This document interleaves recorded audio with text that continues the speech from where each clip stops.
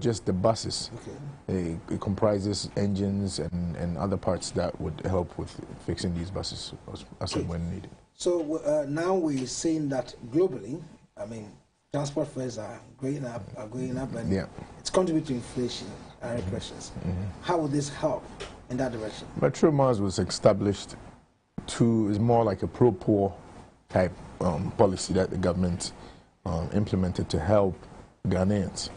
And if you would check, Metromars charges the lowest fare in the country. Even as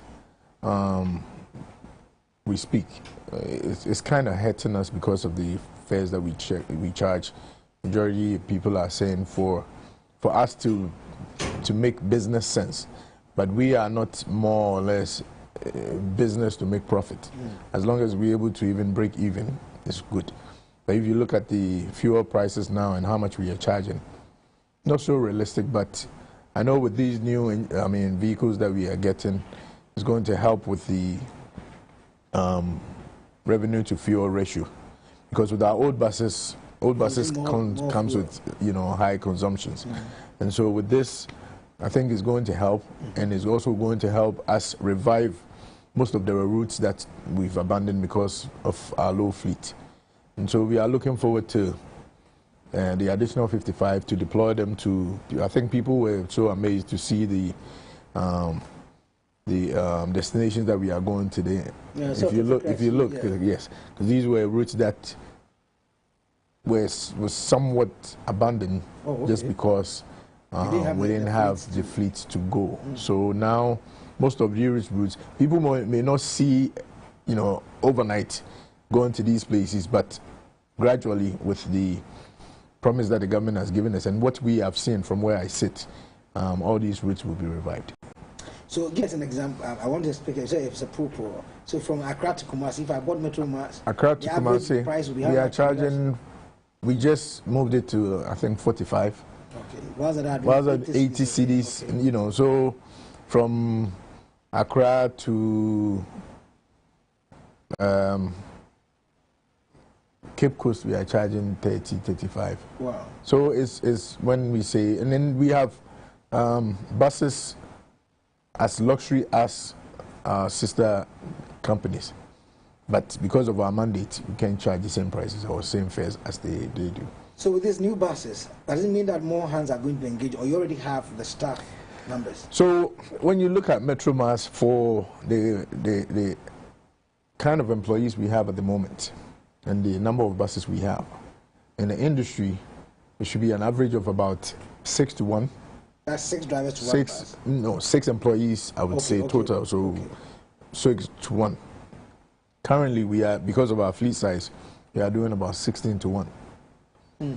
So that, I know there are a lot of expectations that, why don't you, we are going to hire people, which obviously we have drivers who have gone on retirement, we have people are going on retirement every day. So definitely we'll be doing some hirings to augment, but the reality is, and I will go back to the COVID pandemic, every transport company, even foreign companies, airline companies, laid off people because of, this situation. And looking at our situation with the kind of ratios we were running, it was a suggestion that came that why don't you because realistically, with the 6 to 1, tells us to lay off close to 1,500 people. Wow. Yes, if that was but the government said no. You hold on to them, do the best you can with the little support or the support that was given us, and then we'll give you the buses to augment, our fleet, so we can, kind of bring the ratio down a bit, and that's what is happening, So, in reality, we should have laid off people, but we've managed to keep them, and now that we are going to get buses, it's going to kind of neutralize it and then bring the ratios down. So talking about the luxurious buses, those ones are going to be intercity or? Intercity buses. So if you look at the Daewoo buses we have, the kind of our luxury buses, we use them because they can do certain routes. You know, these are the strong buses that can go where, and as part of our mandate, is to go where no one is willing to go to. So a lot of times you hear a lot of complaints that, you know, Metromars buses are dirty. You see them. If there's a bus, if there's a bus coming from Tokurano, Ketekrachi, you know, Nkwanta, and it's stuck in some mud, and it's coming into town, I don't think you would expect that you would alight somewhere, stop somewhere and get the bus washed, tell your passengers, I need to wash these buses and continue the journey. I don't think that would be realistic. And so as soon as they get into Accra and they get into our yard, we wash them. But because people usually see them coming from the hinterlands, it may look as if, you know, our buses are dirty, but that's our mandate, to go where nobody is willing to go to. Maintenance culture as a country, it's a big challenge. With this new fleet of buses, what is being done differently to ensure?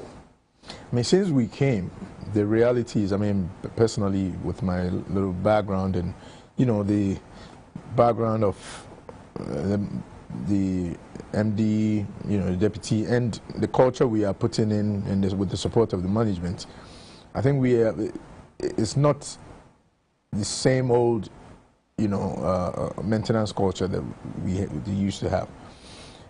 With the number of fleet we were running, may look as if, you know, you see certain buses packed, not because they are not fixed, or sometimes because of, you know, money issues. But at this point, as a deputy managing director, everyone Metromars will tell you that is something that is very dear to my heart. Every morning before I even step into my office, or for the most part, I'm usually in the workshop making sure things are done and done right. I mean, it's been a culture that, you know, you give things to, especially in the Ghanaian culture, and maintenance is an issue, and I don't believe in that, and I don't think it's something that we should accept just because Ghanaians are known to do that should be the culture. No, we are doing everything different. Now we are going to make sure that these buses last and last longer than even, because these buses are strong. These buses can last a good 8 to 10 years, and we'll make sure, yes.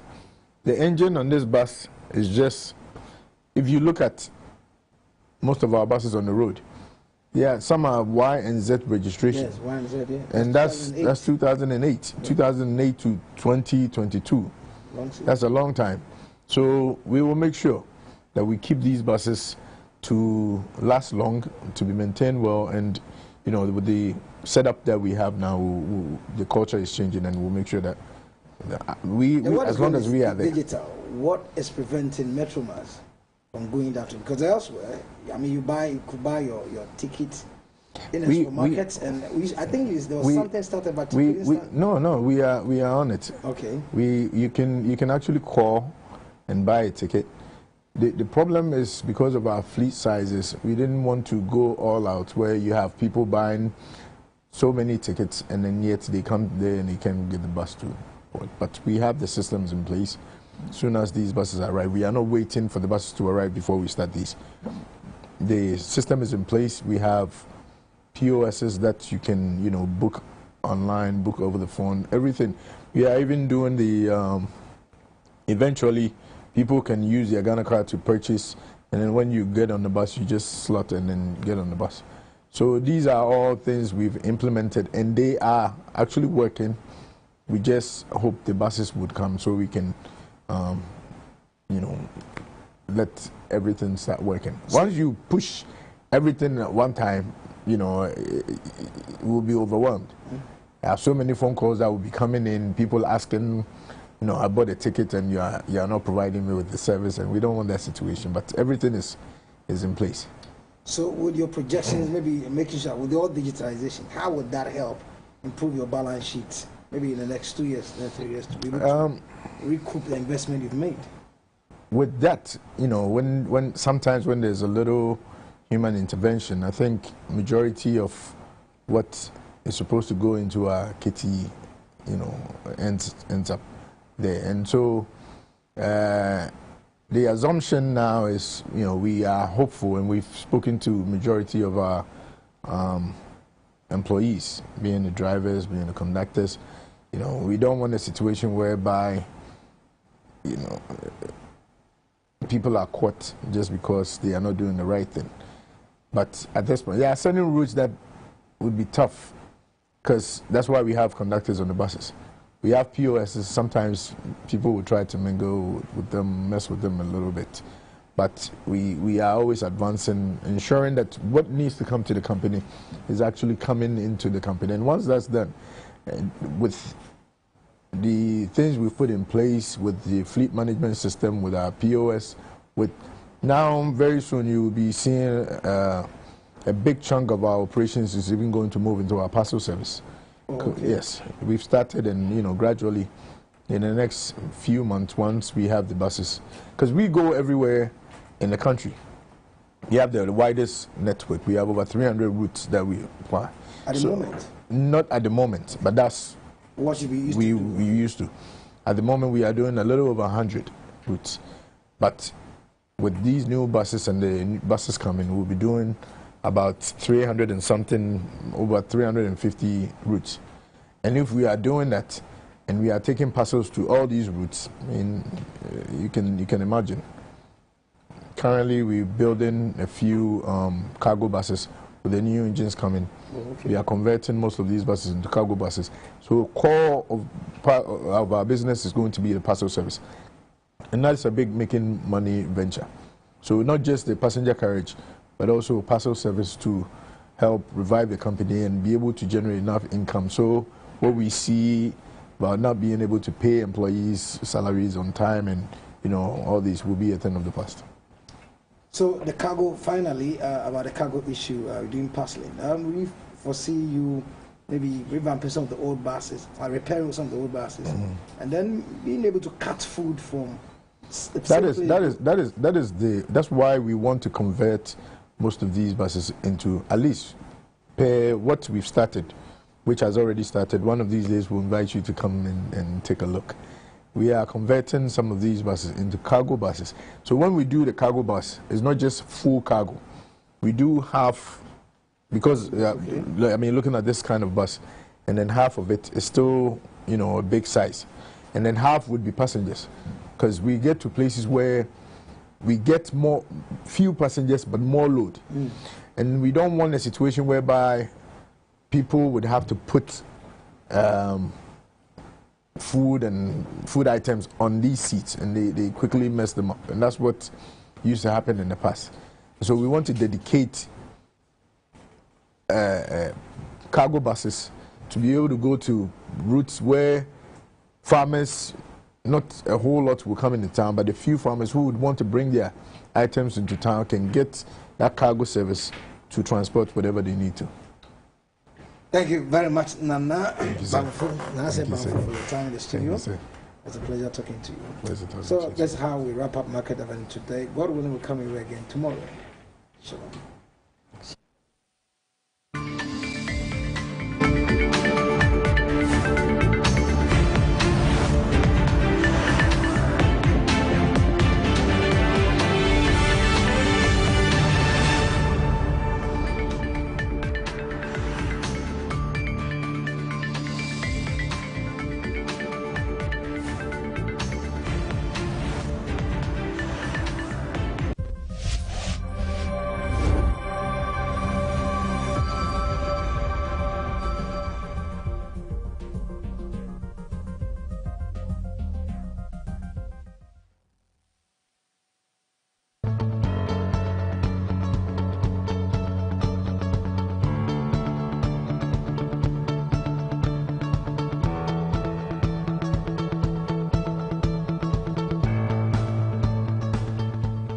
Hello, welcome to the Skin Savers. Today we are taking a look at skin bleaching, which is an abuse of the skin. There are various reasons why people bleach. It may be a peer pressure, it may be a cultural thing, it may be because someone will be going to a funeral, or someone has a baby and the baby will be adorned. So while she's pregnant, she starts bleaching her skin for the naming ceremony, and someone getting married. You know, so many reasons. Some husbands even forces their wives to bleach. Yes. And bleaching is an abuse of the skin. And people often say they are toning, but you can tone to the esthetician. You only tone for 6 weeks, not less, not more.